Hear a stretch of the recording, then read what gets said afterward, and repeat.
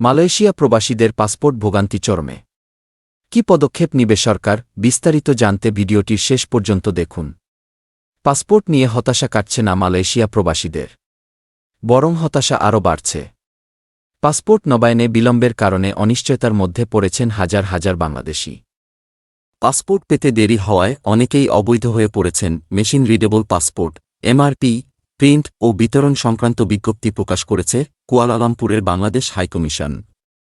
মঙ্গলবার ১ ডিসেম্বর এক বিজ্ঞপ্তিতে হাইকমিশন জানায়, মালয়েশিয়ায় বসবাসরত প্রবাসী বাংলাদেশিদের প্রায় ২৮,০০০ মেশিন রিডেবল পাসপোর্ট এমআরপি আবেদন প্রক্রিয়াকরণ শেষে অনুমোদনসহ পাসপোর্ট অধিদপ্তরে প্রেরণ করে। এসব আবেদন পাসপোর্ট অধিদপ্তরে প্রিন্টের জন্য প্রক্রিয়াধীন।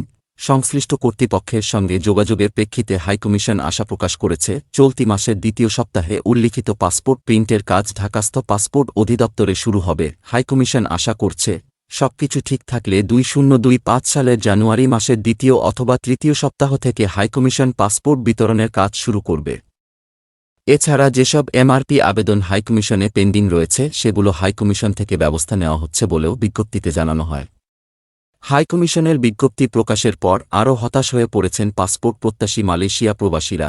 মালয়েশিয়া প্রবাসী আসানুর রহমান তার পাসপোর্ট নবায়নের আবেদন জমা দেন ২৫ সেপ্টেম্বর।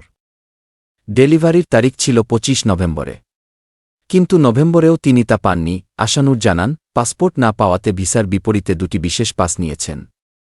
চলতি মাসের মধ্যে ভিসা নবায়ন করতে না পারলে অবৈধ হয়ে যাবেন তিনি। পাসপোর্ট না পাওয়া আসানুরের মতো হাজার হাজার প্রবাসী হতাশায় পড়েছেন।